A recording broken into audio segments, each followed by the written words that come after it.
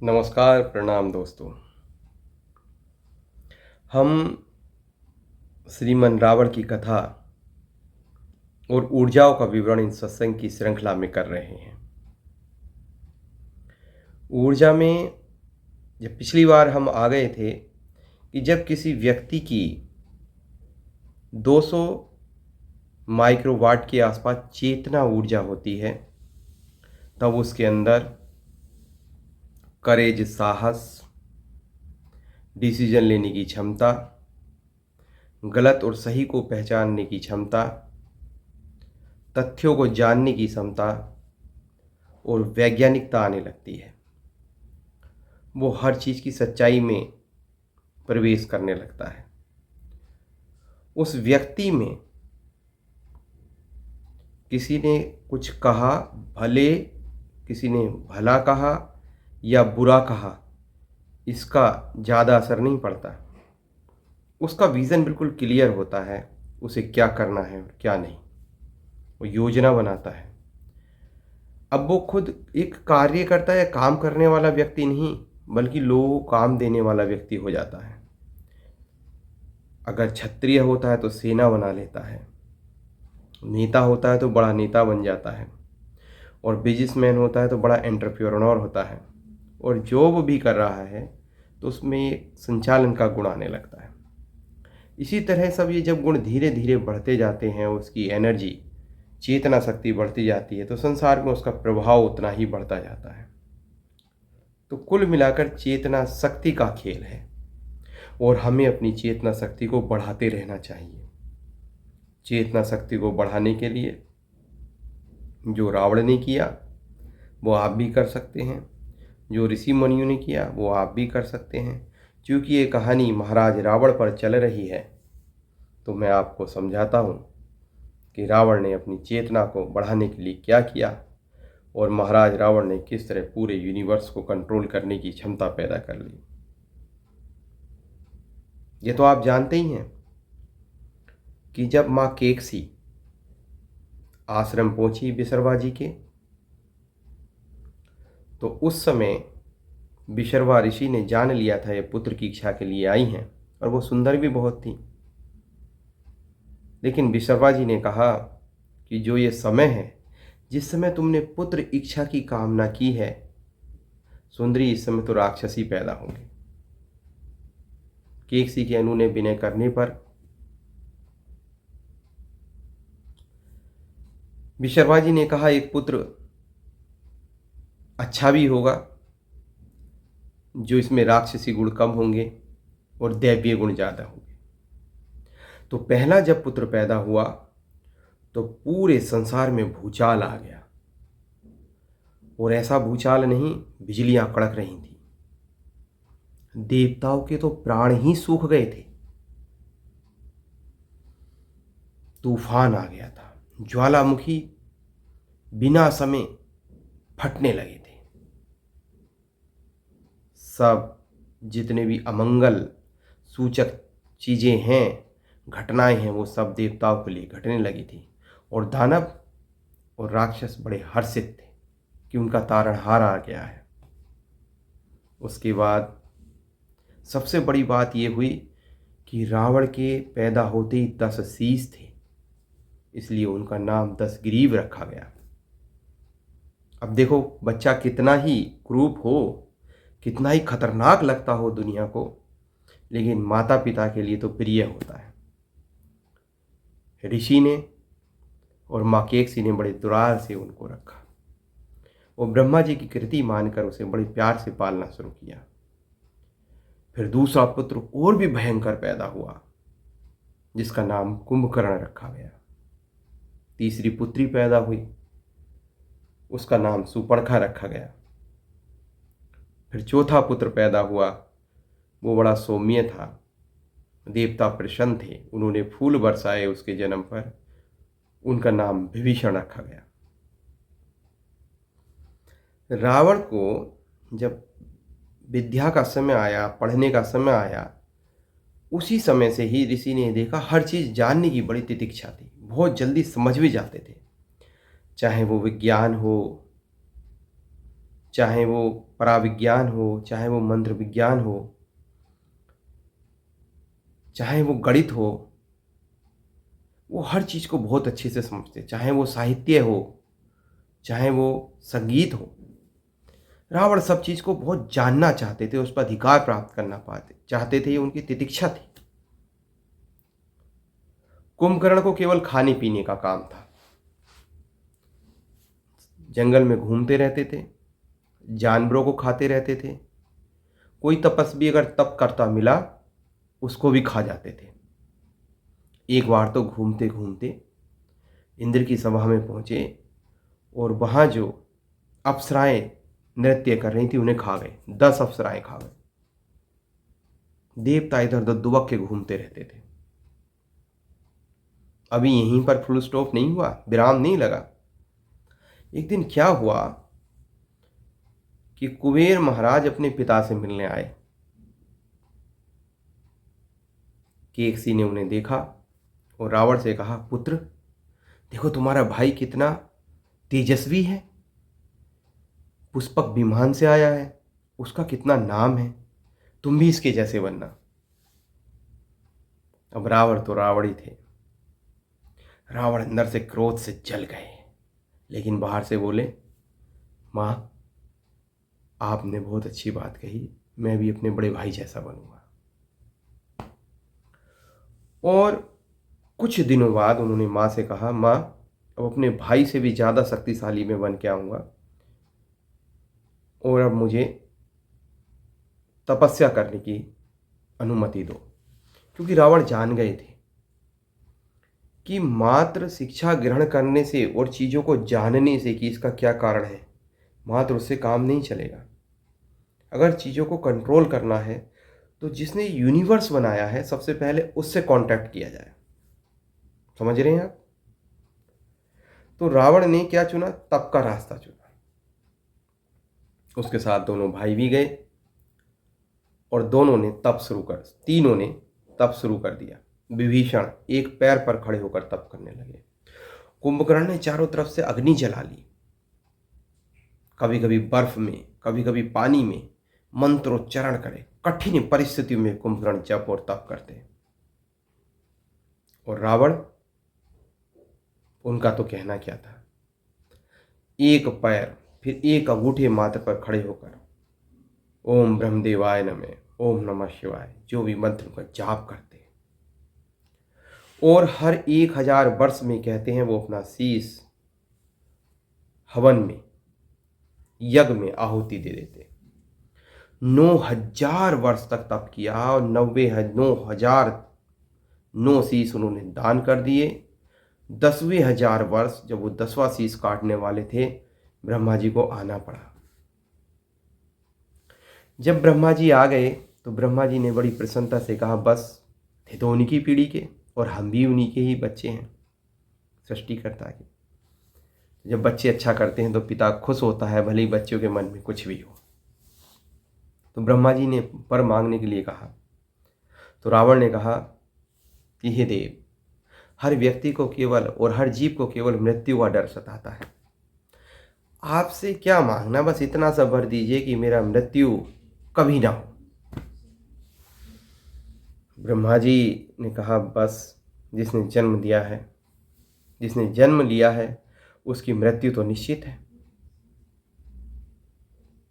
तुम कुछ और वर मांगो। तो रावण ने अपनी बुद्धि चलाई और कहा, कोई देव, दानव, यक्ष, गंधर्व और कोई जीव मुझे ना मार सके। और इस समय आप जो महादेव हैं वो भी मुझे ना मार सके।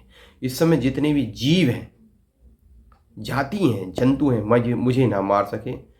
हाँ, केवल मानव और बंदरों से मुझे कुछ लेना देना नहीं। वो मेरे भोजन बन सकते हैं कभी भी, वो मारे ना मारे उनसे कोई फर्क नहीं पड़ता। ये मैंने आप पे छोड़ा। ब्रह्मा जी मुस्कुराए, उन्होंने तथास्तु कहा। फिर रावण को किसी भी तरह का रूप और किसी भी तरह का वेश बनाने की भी शक्ति दी। कुंभकर्ण से वर मांगने को कहा तो देवता हड़बड़ा गए। पहले ही ये 10 हमारे यहाँ खा चुका है, और ये कितने सन्यासियों को खा चुका है, तपस्वियों को खा चुका है, 10 अप्सराएं खा चुका है, और अगर इसे कुछ और वर मिल गया तो पता नहीं कितने सबको खा जाएगा। तो माँ सरस्वती से प्रार्थना की। माँ सरस्वती ने ऐसे प्रभाव किया कुंभकर्ण के ऊपर, बुद्धि पर। तो कुंभकर्ण मांगना चाहते थे इंद्रासन, और मांग लिया निंद्रासन, सोने का आसन, सो जाओ अब। बाद में कुंभकर्ण को एहसास हुआ कुछ गड़बड़ हो गई। फिर ब्रह्मा जी ने 6 महीने सोने और 6 महीने जागने का उनको वरदान दिया। वो 6 महीने भी काफ़ी थे। विभीषण से कहा बस तुम मांगो वर।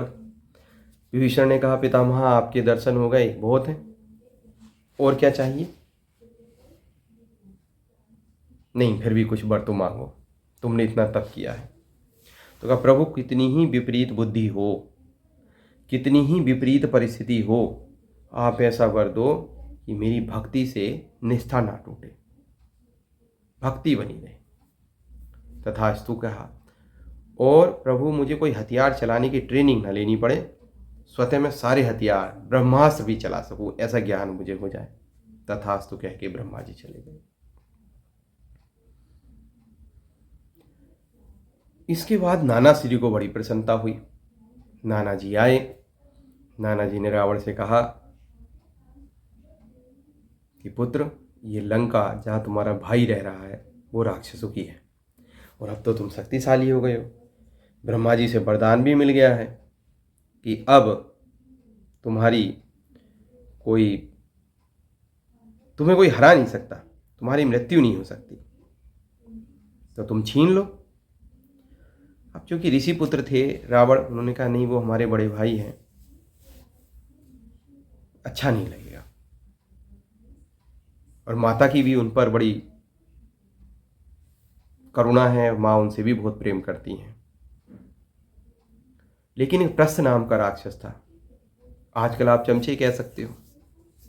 उसने कहा प्रभु हम वीर हैं, आप वीर हो, वीर भाईचारा नहीं मानते, और वीर शक्ति प्रदर्शन करते हैं और चीज़ों को लेते हैं। ये हमारे पूर्वजों का है। देवताओं ने और भगवान विष्णु ने छल करके हमसे सब चीज़ें छीनी हैं। हम एक ही पिता, कश्यप ऋषि की एक ही पिता की संतान है, देवता और दानव, लेकिन देवताओं को सदैव पक्ष लेते हैं विष्णु भगवान, और हमसे सब चीज़ छीन लेते हैं। हमारे साथ अन्याय होता है। और लंका मैं दानव ने बनाई थी हमारे लिए, लेकिन हमसे छीन ली गई, अन्याय हुआ है, प्रभु आप इसे ले लो।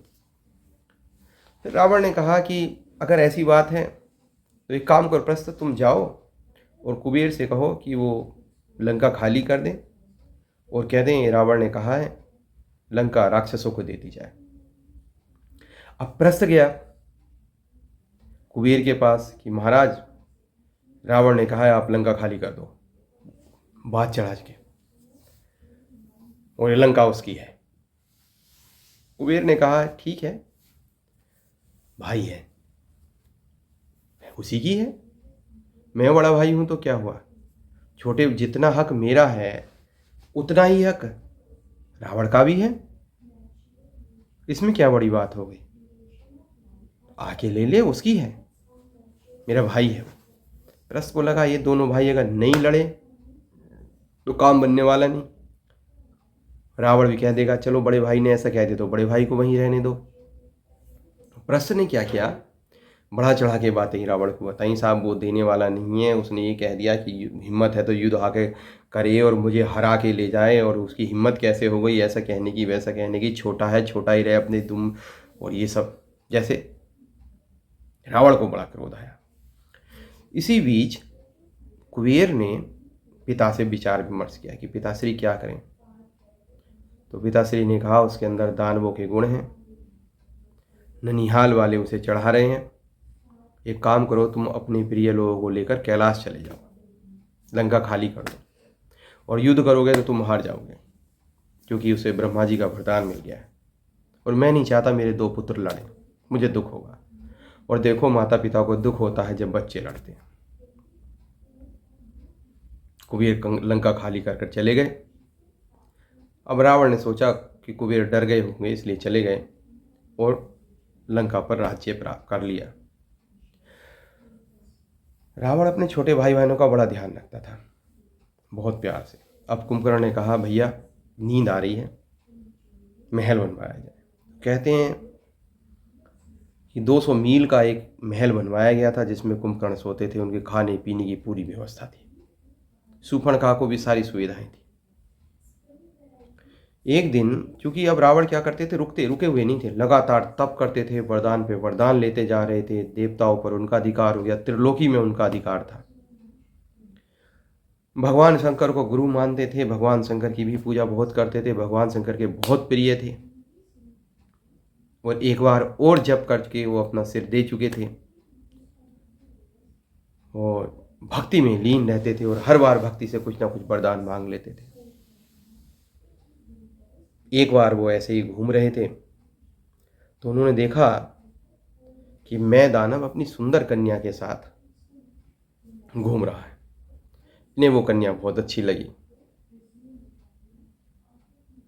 अब दानव ने मैं दानव से पूछा, आप कौन हैं? तो मैं दानव ने कहा, मैं दानव हूं, ये मेरी पुत्री है और अप्सरा से उत्पन्न हुई है, बहुत गुण वाली है। आप कौन हैं? हेमा अप्सरा से उसकी उत्पत्ति हुई है, आप कौन हैं? रावण ने कहा, मैं ब्रह्मा जी का परपौत्र हूं, विशर्वा मेरे पिता हैं और मैं सर्वश्रेष्ठ दानव रावण। उस समय रावण नाम नहीं पड़ा था इनका, क्षमा कीजिएगा, कि मेरा नाम दशग्रीव है। मैं दानव तो इस तलाश में ही था। मैं दानव ने कहा, लो हुई आपकी कन्या, आपको दी मैंने, आपकी पत्नी हुई। रावण ने वहीं अग्नि जलाई और मंदोदरी उनका नाम था, उनसे विवाह कर लिया। इसी बीच एक बार कुबेर ने एक दूत भेजा और कहा कि हे रावण, तुम लगातार शक्तियों का विकास तो कर रहे हो, तप कर रहे हो, जो तुम्हें शक्तियां मिल रही हैं उनका तुम दुरुपयोग कर रहे हो, ये बंद कर दो, वरना देवता, ब्राह्मण, ऋषि मुनि सब मिलकर तुम्हारी मृत्यु का कोई ना कोई उपाय ढूंढ लेंगे। दूत की ये बात सुनकर रावण को बहुत क्रोध आया और उन्होंने दूत को वहीं मार दिया। और उसके बाद कुबेर पर चढ़ाई कर दी,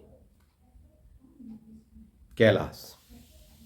कुबेर बहुत लड़े, यक्षों ने रावण की बहुत सी सेना मार दी, रावण खून से लथपथ हो गया। लेकिन रावण भी हार मारने वाला नहीं था, उधर उसे वरदान मिला हुआ था। रावण ने भी सारे यक्षों को, जितनी भी यक्ष से, मार गिराया। घमासान युद्ध हुआ, फिर कुबेर को स्वयं आना पड़ा। जब कुबेर युद्ध में आए तो उन्होंने बहुत से राक्षस मार गिराए। रावण और कुबेर जब आमने सामने आए तो कुबेर ने कहा, देखो कितना दुष्ट हो गया है मेरा भाई, अभी मेरे सामने आया है तो इसने प्रणाम भी नहीं किया। देखो, छोटे को ध्यान रहे ना रहे, बड़े को तो लगता ही है कि इसने प्रणाम भी नहीं करा, और मैंने इसे कभी भी ऐसे नहीं माना। खैर, हमने फिर उसने सोचा, भाई मूर्ख है, मूर्ख से ज़्यादा बोलने से भी कोई फ़ायदा नहीं, इसके अंदर तो अहंकार भरा हुआ है, मूर्खता भरी हुई है। लड़ने को लड़कारा, आपस में लड़ाई हुई। कभी कुबेर भारी पड़े, कभी रावण भारी पड़े। अंत में रावण ने कुबेर की गदा को बांध दिया और कुबेर पर ऐसा प्रभाव किया, ऐसा अटैक किया, ऐसा कि कुबेर बेहोश हो गए, अचेत हो गए। देवता तुरंत उन्हें ले गए और कुबेर से इस बार रावण ने पुष्पक विमान भी छीन लिया। अगली कहानी पर, रावण के अगली घटनाओं को जानने से पहले मैं आपको बताऊं कि हम रावण से कुछ सीख सकते हैं। पहला, अपनी शक्तियों को बढ़ाना है, ईश्वर से जुड़ो, जप करो, तप करो, ध्यान करो, अपने से बड़े लोगों से जुड़ो। एक, अपनी जो इच्छा शक्ति है उसको धीरे धीरे बढ़ाओ। अगर आप में इच्छा शक्ति नहीं है तो आप बढ़ेंगे। रावण में जानने की इच्छा थी, बढ़ने की इच्छा थी, चीज़ों को कंट्रोल करने की इच्छा थी, इच्छा शक्ति। 2, 2 अपनी इच्छा शक्ति को बढ़ाओ। अगर आप में इच्छा शक्ति नहीं है तो आप बढ़ेंगे। रावण में जानने की इच्छा थी, बढ़ने की इच्छा थी, चीज़ों को कंट्रोल करने की इच्छा थी, इच्छा शक्ति। अपने भाई बहनों का ध्यान रखो। रावण अपने भाई बहनों का बहुत ध्यान रखते थे। लेकिन चमचों से सावधान रहो, कितनी शक्ति आ जाए। जो आपके बहुत खास होते हैं ना, वो चमचे होते हैं, वो आपकी बात आपके प्रिय से, आपके निकटवर्ती से किस तरह से तोड़ मरोड़ के कहेंगे और उसकी बात आपसे किस तरह से कहेंगे, हो सकता है कि आप में लड़ाई करवा दें। और रावण और कुबेर महाराज के बीच में जो प्रस्थ था, उसने बात इधर उधर से लगाई, बढ़ा चढ़ा के तोड़ मरोड़ के की और दुश्मनी करवा दी। तो हमें अपने जो खास चमचे चाटुकार होते हैं, सावधान रहना चाहिए, जो हमारी दिन रात लगे रहते हैं। डायरेक्ट कम्युनिकेशन और सीधी बात करनी चाहिए। और किसी भी चक्र पर, मूलाधार चक्र से सहस्त्रारा चक्र तक, आप किसी भी चक्र पर, पहले तो मूलाधार चक्र पर भी आप ध्यान कर सकते हैं। तो आप रंग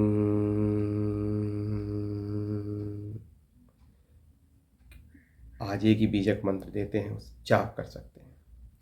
इस जाप से आपके अंदर हिम्मत आती है, स्वाभिमान आता है। और ये भी सीखना चाहिए हमें कि अभिमान इतना नहीं करना चाहिए कि अपनी माता पिता की बात न माने, अपने पिता की बात न माने। तो रावण की कथा को आज यहीं विराम देते हैं। अगले वीडियो में फिर आपसे मिलेंगे। तब तक के लिए नमस्कार और इस वीडियो को देखने के लिए बहुत बहुत धन्यवाद।